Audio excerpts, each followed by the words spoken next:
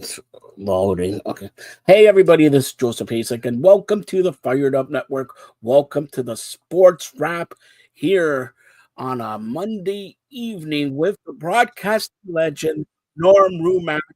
Norm, first of all, how's your weekend been? Well, my week has been very good, I guess. No complaints, Joe. And I'll ask you about your week a little bit No, later no, in the no, no, show. no. Wait. Before you get me in a bad mood, all right? Okay? Before we get me in a bad mood, how's my hair?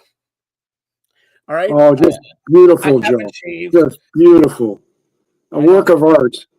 Now, now I want to show you this. I just received this. You know this. You complain that it's a replica. It is. I don't know if you could see it or not. Here, okay. It's the Argo Grey Cup ring from last season. All right. Very proud of the Argos last season. They won the Grey Cup. Okay. I'm Uh-huh. gonna tell you, disappointed galore with Saturday's game against the big rivalry, Hamilton Ticats.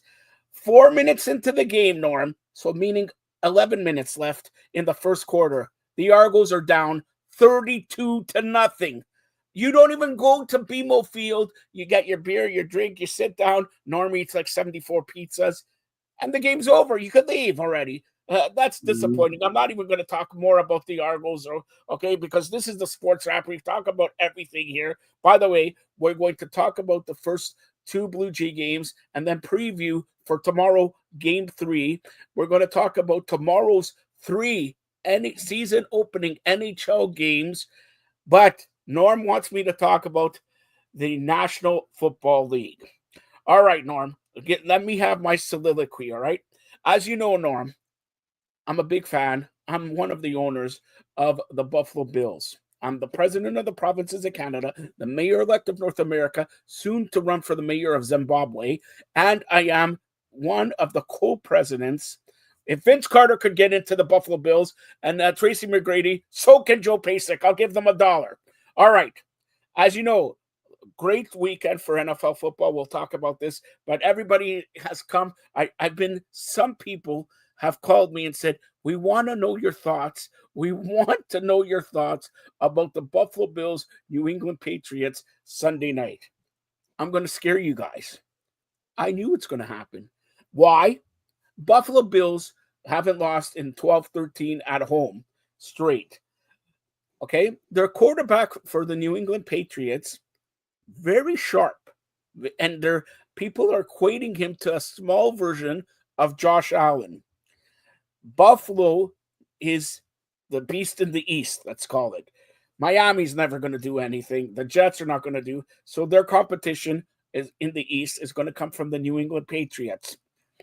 Mike Vrabel, former New England Patriot and a coach for Tennessee Titans, knows how to win the game against the Buffalo Bills. You know how you win the game against the Buffalo Bills?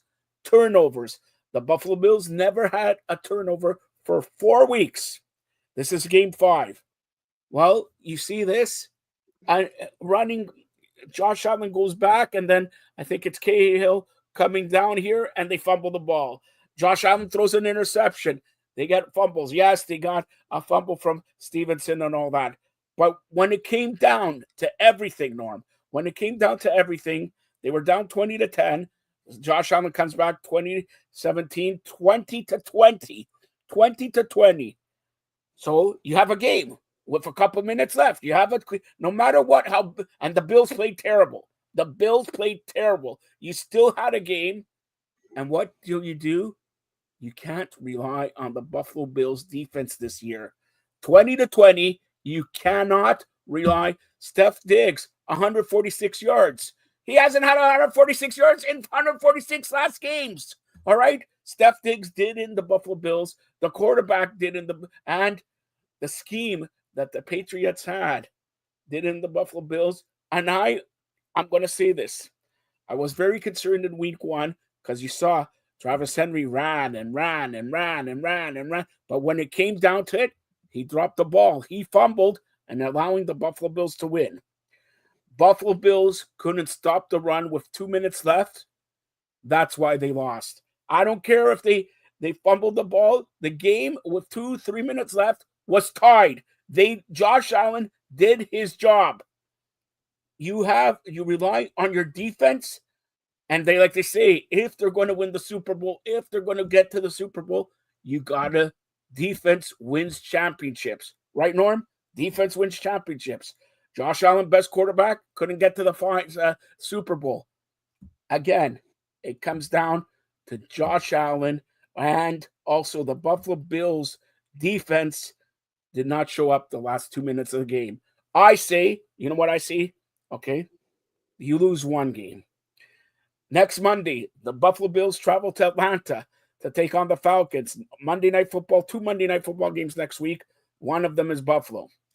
Let's see if it shows up, because Atlanta has a good running back and everything like that. Let's see if it shows up again. But saying all this, they're playing it without Ed Oliver. A lot of guys on the defensive line and secondary are injured. I'm not trying to make an excuse. They were bad for a stinker.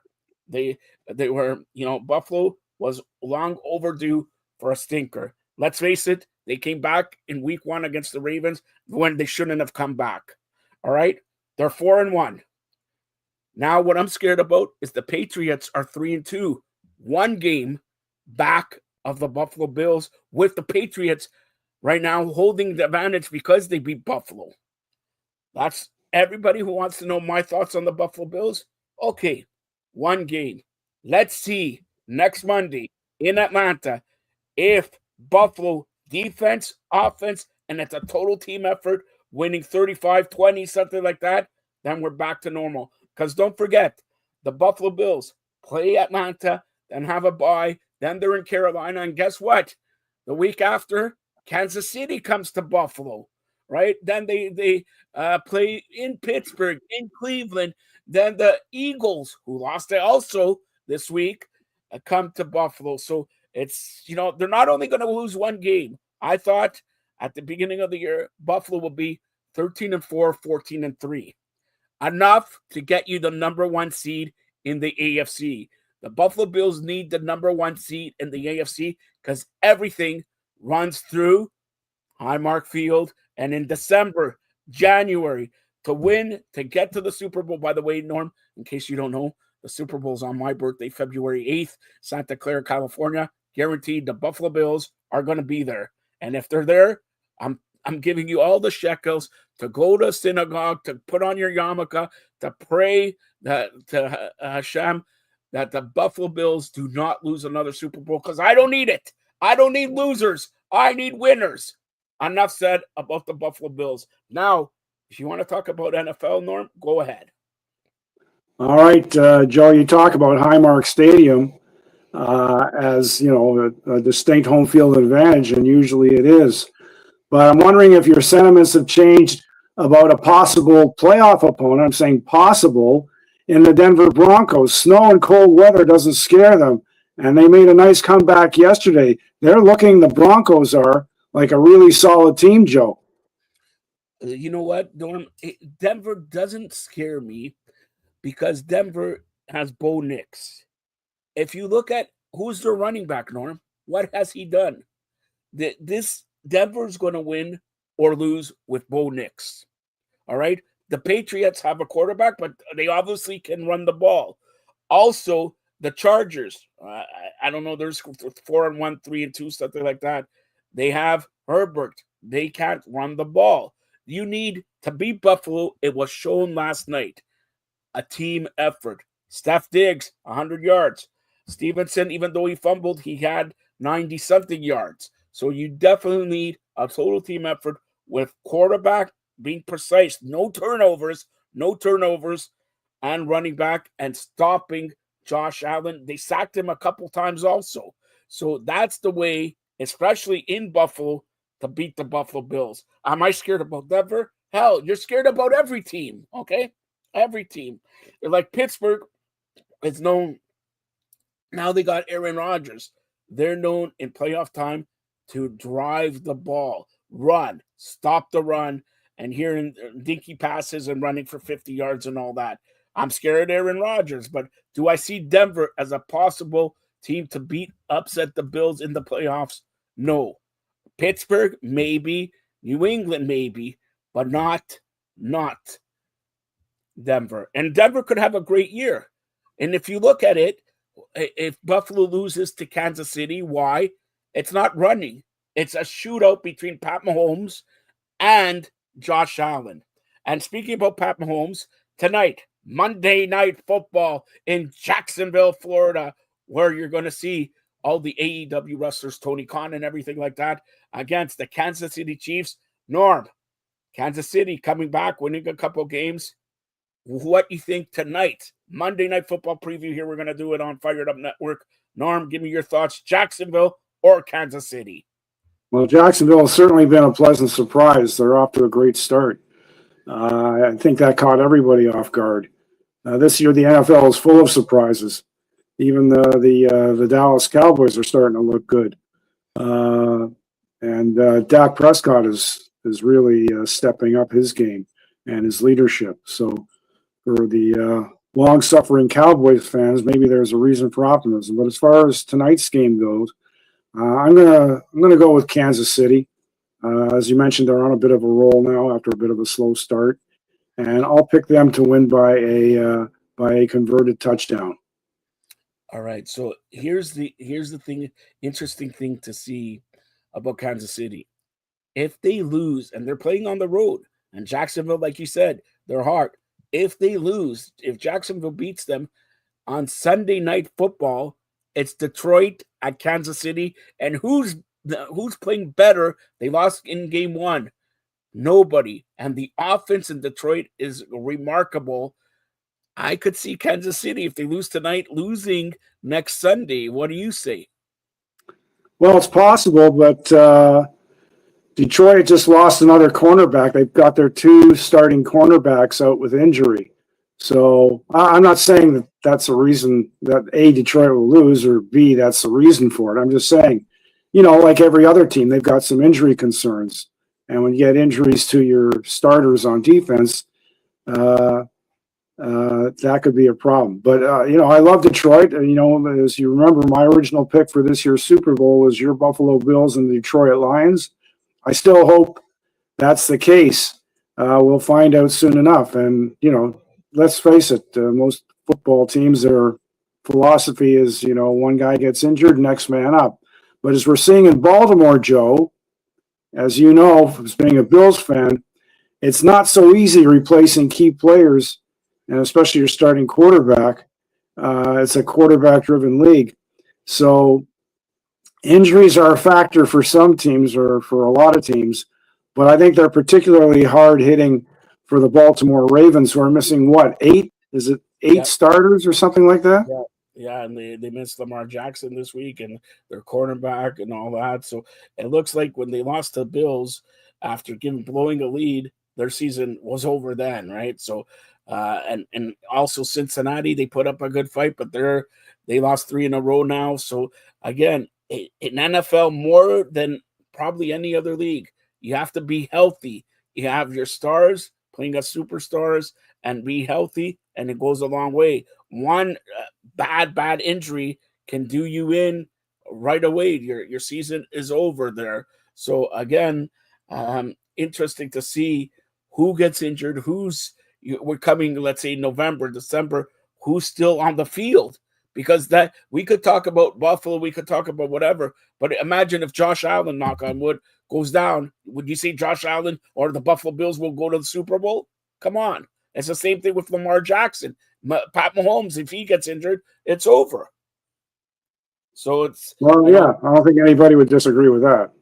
So now the other games in the NFL, I can't believe we're already in week 5 here in the National Football League. Of course, we talked about tonight's game and all that, but let's go to England, Tottenham Hotspur Stadium there again. Minnesota beating Cleveland 21-17. Your thoughts on these London and Madrid? They're coming up, Madrid and Mexico and Brazil games and everything like that. Well, it's great marketing for the National Football League, and as you can see, we saw that game down in Brazil at the beginning of the season. And there were fans not just of the two teams playing, but of every team. So the NFL's got a huge global following. The only sport that supersedes it would be footy in terms of the 5 major European leagues, right? In terms of viewership and popularity and following around the world. That's the only sport that outdistances them. But the NFL has developed a nice following overseas. There's a lot of transplanted Americans in Europe, which makes a big difference, and probably a lot of Americans who don't mind traveling for, they combine like a vacation with a chance to see their team play in Europe.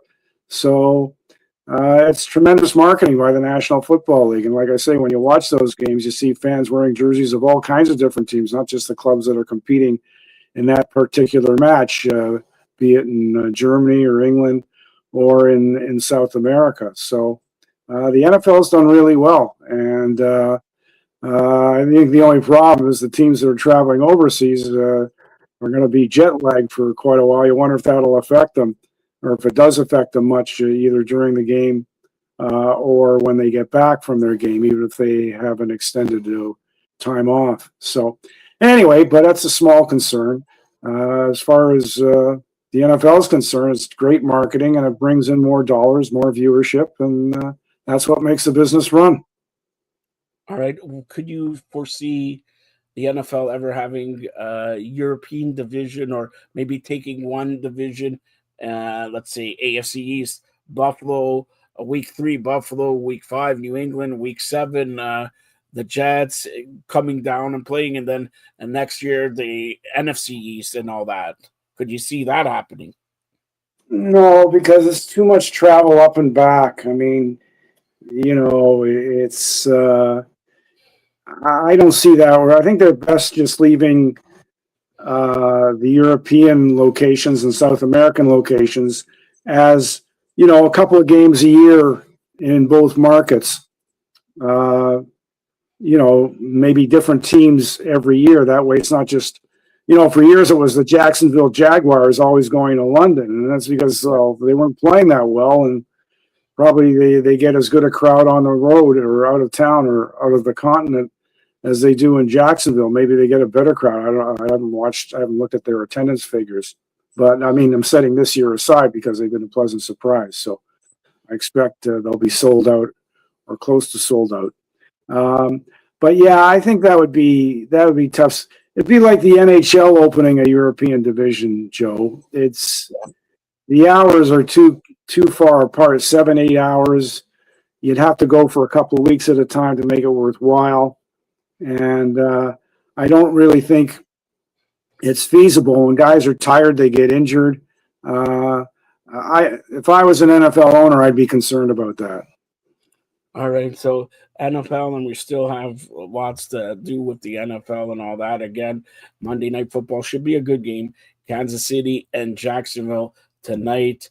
That's, that closes out, I can't believe it, week 5 in the National Football League. So week 5 closes out, and week 6 starts off on Thursday. And dare I say, Norm, I'm going to get your pick here because we're Thursday 8:15. Philadelphia at the New York Giants. Yeah, well, I think Philadelphia is going to have to respond. They didn't look so good yesterday in blowing that lead on Sunday, that is, just to clarify. Yeah. So I expect Philadelphia to bounce back, and I'll look for them to win by 10 points over their rivals, the New York Giants. All right. So now let's switch to Major League Baseball. The AL and NLDS started Saturday. ALDS played 2 games. NLDS, well, the game 2 is starting at 6 o'clock here. Let's first start off in the ALDS. Let's go with Detroit and Seattle. Detroit winning in 11 innings, game 1. And then Tarek Skubal pitching yesterday, and he pitched good. But Seattle got the victory. The series is tied up 1 game to apiece. Now they go to Detroit for the 2 more games. What do you expect in this series? Do you expect it to go 5? Do you expect, Detroit, Seattle to come back? And what a story it would be, people from Vancouver watching in Seattle if the Blue Jays play, and people from Toronto going to Detroit because it's, a hop and skip away. What's a better story, Toronto against Seattle or Toronto and Detroit for the ALCS? Well, I think they're both good stories for different reasons. You know, Canadians from Toronto or from the Windsor area can go to Detroit. I mean, I don't know how tough it is to get a ticket at Comerica. I mean, they may have changed the name. You know, ballparks change their names every couple of Yeah, years. yeah, Is it still Comerica? Pardon me it for. is. It is. Okay, all right, Comerica Field. But anyway, yeah. Either way, like you said, in British Columbia, there's lots of Blue Jay fans who will cross the border and take a. It's about a 3 hour drive, I think, from Vancouver to Seattle, so it's not that far. Um, you know, it's like a little bit further than going Toronto Buffalo. Toronto Buffalo is about a 2 hour drive once you start crossing the border and whatnot. Yeah. So yeah, I'm sure there'll be Blue Jay fans in both places, depending on how well the tickets are sold. And I'm sure there'll be some Tiger fans if Toronto was to play Detroit who'll make the trip to the Rogers Center to see the Blue Jays and their Detroit Tigers. So you know, there's always traveling fans between the Red Wings and the Maple Leafs. So I don't see there being any different, especially in a playoff format with the Tigers and the Blue Jays, if that's the way it works out. Seattle's a fun team to watch. I haven't really got a preference. I used to go to school in Windsor before I went to Syracuse. So I had a girlfriend in Detroit, in Southfield at the back then, and I have some relatives in. What's her name? Darren? Darren McCarthy? Oh, No, sorry, no, sorry. that was Okay, empty. common mistake. Common mistake. Yeah. So anyway, no, I have a fondness for Detroit from going to school in Windsor. I used to go to some of the nightclubs there in the suburbs in Some Southfield and of the West Bloomfield. nightclubs. You going Yep. to nightclubs? Yep. I went to nightclubs, Joe. Had fun. Met some nice I gals want to see and what my had some sister is. fun. You think my sister approves of you going to nightclubs? I'm sure she's thrilled for me. Yeah. She's thrilled for you, right? Okay. Yeah. So yeah, So anyway, no, Detroit. I think either way, Detroit, Toronto, or Seattle, Toronto. you know, I've gotten to the assumption already. There's no way the Yankees are coming back. They've not only lost, they've been humiliated. It's like uh, Aaron Boone must be worried about his job security by now. You know, like I say, you can lose a game, you can lose a series, but to lose the first two games the way they have, it's been embarrassing, especially for the Yankees. Wonder how their fans are going to respond when they get back home for the game All right. on So Tuesday. let's get talking to about the Blue Jays series, like you mentioned, Game One. Blue Jays taking it easy there with Vlad Guerrero first inning home run. He's finally showing up there, and they're getting a total team effort there, and Kevin Gosman and everything like that. And then Game Two is 13-0 or 12-0, and then they're winning 13-7. But some things let's talk about here. The Blue Jays left Matt Scherzer, Barrios, Bassett, Bobichette off the roster, and they scored 23 runs in 2 games against the Yankees, and let alone that, the arguably one of the best pitchers in the league in Game 2, Max Fried. And obviously Guerrero's hitting home runs, grand slams, Alejandro Kirk going crazy. What the Blue Jays, like you said, they may lose Game 3, but I don't think they're going to lose 3 in a row. Now, well, I had picked originally the series for the Yankees to win one game at home. So you're right. I mean, they obviously they have to win the next game, otherwise they're done. Yeah. But so maybe they win a game at home, but they're so inconsistent in all facets of their game. You know, inconsistent hitting, inconsistent pitching. I just can't. I think the Blue Jays are just too much for them. So the Yankees would do well to win a game like tomorrow, but beyond that, I think the Blue Jays are just overwhelming New York, and I don't see that stopping anytime soon. And let's face it, if the Blue Jays win, the next time they play is Game 1 of the ALCS on Sunday. Once again, they get 4 or 5 days to maybe get these players back and to get definite rest, because Seattle, Detroit is already 1-1. They're probably they are going to go to 4 games, so they may go to 5 games and they get a little bit more rest. And especially if it's going to be Seattle traveling all the way to Toronto and all that. So let's face it, the Blue Jays right now, as we sit, look good to make the ALCS. Now let's get to the other league there in the National League, the Milwaukee Brewers. The first game, much like the Blue Jays, best team in the league in the National League, best team in the league in the American League, did a number. Now, game 2 is tonight. Do you expect them to do the same number, or you expect the Cubs to finally show up and make it a series? Well, Milwaukee showed how good they are in the regular season. We saw them win a close series with the Blue Jays. So they're a handful. They can score like the Blue Jays. They can score runs in buckets, right? So even if the Cubs play well, I still think Milwaukee will prevail. All right, and what a series.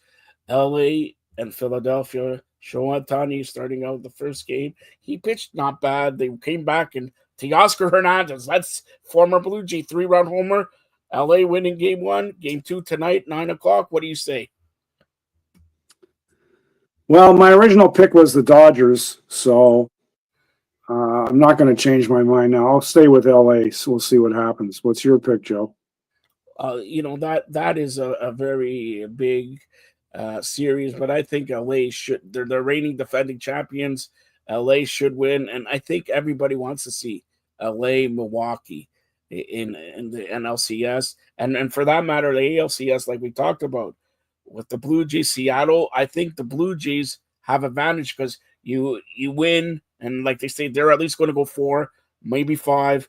To traveling from Toronto to Seattle to Toronto is a lot. Detroit, anybody could do it. So if you want the Blue Jays to win, maybe you pick Seattle. Maybe it's a 1 game easier for the Jays, but let's put it that way. When you're in the conference final, nothing's easy. Put it that way. Nothing's easy. All right, we're talking about postseason in MLB. We talked about the Argos, CFL, NFL. Now, tomorrow, yes, Norm, can you believe it? The NHL, National Hockey League, starts off tomorrow. And by the way, Norm, we got some NHL news. And for people who want Connor McDavid to come and sign with the Maple Leafs, well, the Oilers today McDavid to a 2-year, $25 million extension. A 2-year, $25 million extension. He is staying in Edmonton. How disappointed, because you honestly bleed blue and white. You're a leaf blower. You like all this stuff here. You like Austin Matthews. You told me you're going to grow the mustache, Austin Matthews. How disappointed are you? I'm not disappointed. I've said all along, I never saw when I heard the rumors, people were telling me, oh yeah, Connor McDavid's coming to Toronto. With the Leafs playoff record, miserable playoff record, why on earth would Connor McDavid come to Toronto? Why? And look, he's been with a Cup finalist. Yeah, they didn't win the Cup, but they're in the finals 2 years in a row. He's got Leon Draisaitl as a line. Like, why would he leave Edmonton for Toronto? Give me a logical reason. Like, what other than what's that? To play with Michelli. To play with Max Domi. Yeah, well, that aside, though, Joe, I mean, it just didn't make any sense to me, so I never believed the rumors to begin with. All right, also, the Bruins are set to retire former captain Zdeno Chara's number 33 in January. Oilers, busy today. They signed defenseman Wallman to a 7-year, $49 million deal. The number 1 overall pick of this year's draft, Schaefer, makes the Islanders' opening night roster.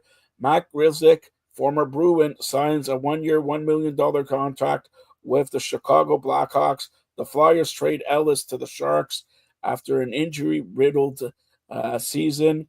But tomorrow, like I mentioned, the 2025-26 regular season gets underway. Listen to this, Norm. It's on TV here. But 5 p.m., the Chicago Blackhawks invade Sunrise, Florida to take on the Florida Panthers at 5 p.m. Florida unveils the Stanley Cup banner. And I guarantee you it's a bigger ring than this, all right? It's a bigger ring than this. That's at 5 o'clock. Then at 8 o'clock, Pittsburgh and the New York Rangers. And at 10:30, Colorado and the Kings. So let's get to 5 p.m. Chicago, Florida. Who you like in this one? Well, Florida has a lot of injuries, or a few injuries to significant players who will be gone for a few months. But yeah, I don't think Chicago's going to give them too much trouble. All due respect to Chicago, they've got some good young players. But with the excitement of the banner, Stanley Cup banner for 2 cups in a row now, I think the Panthers will more than hold their own and come out victorious in this game. Remember, Florida has gone to 3 straight Stanley Cups. They lost the first one and they won 2 in a row now. They have gone to 3 straight Stanley Cups. Now, 8 o'clock, Pittsburgh and the Rangers. Sidney Crosby, starting off another campaign up against the Rangers. Who do you like in that one?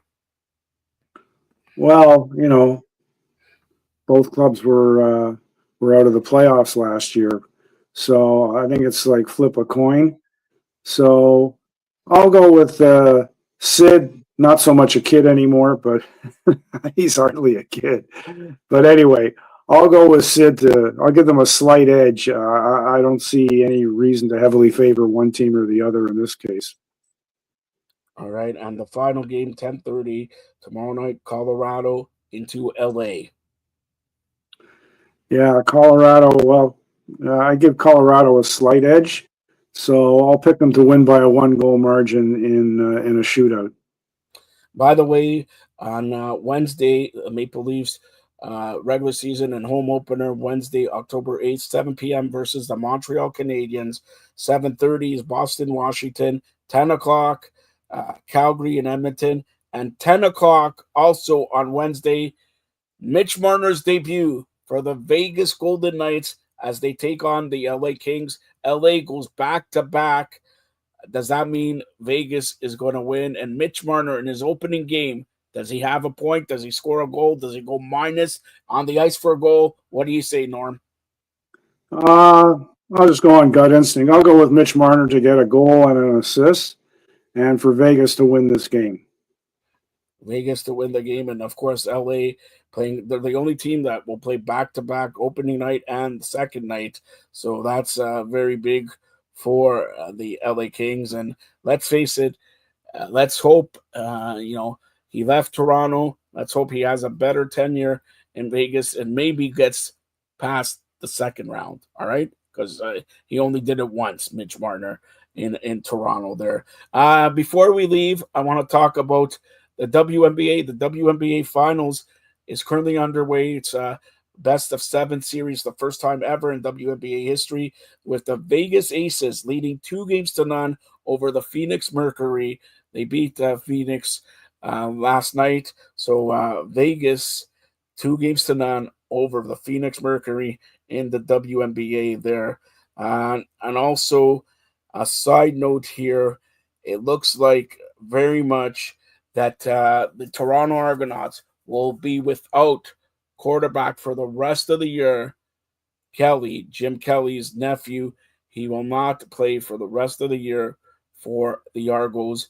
Of course, we're getting down to the nitty gritty. This Monday's Thanksgiving, or next Monday is Thanksgiving for the Canadian Football League, and of course that happens. Everybody watches and they gear up for the playoffs there. Just a side note for the CFL, Hamilton's in first place in the East with 20 points. Montreal has 16. The Argos have 10. And Ottawa has 8. Saskatchewan has 22 points. BC 18. Calgary 16. Winnipeg 16. And Edmonton. We're definitely having a crossover, Norm, because the Argos are 6 points back with 4 games left. They're not going to get it. So it's going to be Winnipeg moving over to the East there. Winnipeg, going to the Grey Cup several years in a row. Now we'll have to take on Montreal or Hamilton. So we could have a West versus West Grey Cup this year. What do you say? You're a big Canadian Football League fan. Do you think that can happen, considering Winnipeg is a very good team and they move from West to East? Well, the BC Lions have won, 4 or 5 in a row? Yeah. So they're in good shape. Saskatchewan's had a great season. So, yeah, I'd love to see an all-Western final. Nothing against Hamilton. I mean, that would be good to see the be good for our friends in Hamilton to get a championship to celebrate. It's been a Yeah. long time for them. So I feel happy for our friends in Hamilton. The Tiger Cat fans have been suffering for a long time, so that could be good. But, potentially a Grey Cup final with the likes of Saskatchewan and BC, or Saskatchewan and Winnipeg. The Banjo Bowl, right? You can have a Banjo Bowl Grey Cup, because if I'm not mistaken, Joe, isn't the Grey Cup in Winnipeg this year? Yep, it's going to be tremendous. You know, just to see the weather. Put it that way, just to see the weather uh, Yeah. in the CFL. Winnipeg, it's not like Toronto where they had a dome, but look at this week was 25 degrees, right? So you never know.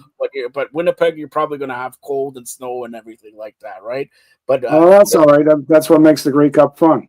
yeah, a Grey Cup fun. And just to summarize, Friday we got the Argos into Saskatchewan. You know what that means for the Argos at 9 p.m. Saturday we got a good matchup, 3 p.m. Calgary and Hamilton, and then at 7 p.m. Winnipeg and Edmonton. And then they don't have a game Sunday, but on Thanksgiving Day, Monday, the traditional 1 p.m. game, it's Ottawa, Montreal. That's all. Week 19 in the Canadian Football League. And by the way, next week, the Argos have it tough. They play in Saskatchewan, and then next Saturday, they go play in Calgary. So good luck to the Argos there, right? So, and the final week, coincidentally enough, the Argos have a bye. So the last two Mhm. games, Argos against Saskatchewan and Calgary, arguably the best two teams in the Canadian Football League. That's All right. Well, it's And it's one side note, Norm. One side note. I mhm. know John Nelson's watching. I know a lot of people. They want 2 minutes of Chelsea talk, and of course, MLS is concluding this weekend. MLS TFC played this weekend Saturday in Chicago, and they tied with the Chicago Fire. TFC plays Wednesday against Los Angeles FC, and the season closes out next week with Toronto playing a home game at BMO Field against Orlando. But you get the final thoughts with your Chelsea, the EPL, La Liga, Bundesliga, Serie A, whatever you want to talk about. Well, there's a lot of parity in the English Premier League. You can see that in the standings. The number of teams that are bunched together from around 12th or 13th spot right up to the top. There's not that many points separating all those clubs. As for Chelsea, they had a huge win over Liverpool at Stamford Bridge. The youngster from Brazil, the 18-year-old, Estavo, with a spectacular goal in injury time, in extra time, was just like the stadium went nuts. It was just such a beautiful goal that he scored on a setup play. In any case, yeah, Chelsea is 6th or 7th, but there's like 3 or 4 points, and they could be up in second or third spot. So I'm saying there's a lot of parity. It's early in the season.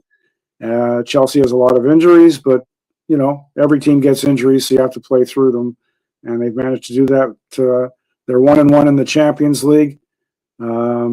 They beat Benfica. They had lost to Bayern Munich in their first game, so still 6 games to go in their particular grouping. It's 8 teams in each group. So in any case, we'll see what happens. It's a long season. This year I think it ends the middle of May because of the upcoming World Cup. So there's lots of games to be played and lots of questions to be answered. But as I mentioned, there's so much parity in the Premier League. There's really hardly any teams that you can say are an easy match, or an easy opponent. There might be a couple, but I'll tell you, it's that's probably why it's one of the most viewed leagues in the world, is because of the parity, and because you borrow from the NFL that expression, Joe, on any given Sunday. Well, in the Premier League, it's Saturday or Sunday, or Monday or Friday, sometimes middle of the week too. But in any case, it's a league where, put it this way, I'm not a gambler, but I wouldn't want to gamble on the Premier League. It's just too tough to call. It really is. You're not a gambler. Then why every day you ask me for $20? I want to bet the Leafs. Well, I'll be always happy to take a free handout, Joe. It's not free. All right, and we talked about almost every sport, but there's two or three sports that we didn't. So I'm going to touch on. I want your thoughts here. Guess who opens up the preseason tonight in Vancouver? The Denver Nuggets take on the Toronto Raptors. Yes, they play in Vancouver tonight. Then Wednesday they travel to Sacramento. But what do you expect from the Toronto Raptors this year? Well, bit of a better regular season than you would hope. I mean, I don't know what to expect. I think we have to see them play a few games to get a sense, Joe. I wouldn't want to guess just based on the paper and the current roster that they have. So let's see how the season goes 6 or 8 weeks in, and then we'll get a feel for it. But to predict right now would be crazy, in my opinion. All right, and then this past weekend at the T-Mobile Arena, UFC 320, Pereira victorious TKO victory, ground and pound, and also it was Divashvili winning his bout over Corey Sandhagen, unanimous decision, 49-46 all around. Of course, UFC preparing for a big card in November at Madison Square Garden, UFC 322. Makachev versus Della, Whaley versus Shevchenko. That's ladies' bout. Really going to be a great card there. And of course, Donald Trump, co-president of the United States, because somebody else is president, and me, president of provinces of Canada, are really thrilled. We're going to do a big UFC card on the lawn of the White House, July 4th next year. Norm, July 4th next year, Mhm. you are my security guard. You got to be rounding. I come out there, and I don't want my, something to happen with my ear or anything like that. You got to be my security guard. But that's big on the lawn of the White House, July 4th. It is America's 250th birthday, July 4th. So we're going to talk about that all the time. And Norm, I know we're going to close it out here. You know what tonight is? It's Monday Night Raw, Norm. Monday Night Raw. And here is an exclusive. This Saturday, 8 a.m., 8 a.m., we have Crown Jewel in Perth, a premier live event, 8 a.m. in Australia for the WWE. Cody Rhodes, Seth Rollins, champion versus champion. CM Punk will begin tonight's Raw. You heard it here first and only on the Fired Up Network. Norm, can you wait? You're the cult of no personality. Can you wait for CM Punk tonight? Yeah, I'll be watching Monday Night Football, so I'm sure it'll be interesting for you, Joe. Fans, here's the truth. Here's the truth. We talk all the time. He's like my brother. We talk all the time. He's call your sister, call your sister, call your sister, call your sister, call your sister. I say, relax, Norm. You got to watch the good fight here. Switch it from Monday Night Football to Raw. He turned it on. He had Brock Lesnar come out and everything like that. This guy is a closet wrestling fan. He's a big fan of Bianca Belair. That's the truth, Norman. You know that. You love wrestling personified. You love wrestling. You love it so much that you called Twin Dragons to get you training. You're going to be the oldest man alive to get inside a wrestling ring to take Oh on yeah, Ricky Johnson, or you know what? I'll tell you, to take on Gene Mack, former Argonaut player. What about a celebrity match? All the money goes to Fired Up Network. How about that?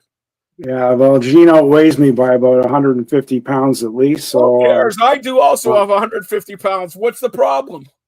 yeah. Well, at 870, I'm nicely retired from combat sports, Joe. 70? Thanks. 70? Yeah. You retire when I tell you. You got another 20 Right. years of this hanging, banging, and all that. Anyways, that's the Mm. sports wrap up. We'll be back here later this week, maybe Wednesday to preview the Maple Leafs 25-26 regular season. And we'll be back here if the Blue Jays win to talk about, again, going to the ALCS. But Norm, tell everybody how to get a hold of you here on the Fired Up Network. Well, you said it, Joe. You answered your own question right here on the Fired Up Network, usually twice a week with Joseph Pasek, the head honcho of the Fired Up Network. And we talk, as we did here, for pretty much, that's got to be close to an hour, all the major sports. So you name it, we cover it for you. Everything that you're watching and listening to, we're also paying attention to. So check it out any day and every day of the week. Fired Up Network. And I'm pleased to be on with Joe and other great guests. And I think you'll enjoy, what you hear and what you see. And also, I just Norm knows him too. It's today Ian Giles, my good close personal friend from the Toronto Star, who helped Norm out editing and everything like that. It's his birthday today, even though he likes the Boston Bruins, but boo. But happy birthday, Ian. All the best. Hopefully, Norm will get you that beer that he's promised you for about 30 years. Right, Norm? Oh, yeah, for sure. Yeah, you heard that live on the air, all right? Stay tuned for more great programming here on the Fired Up Network. Thanks a lot, Norm. My pleasure. Thank you, Joe.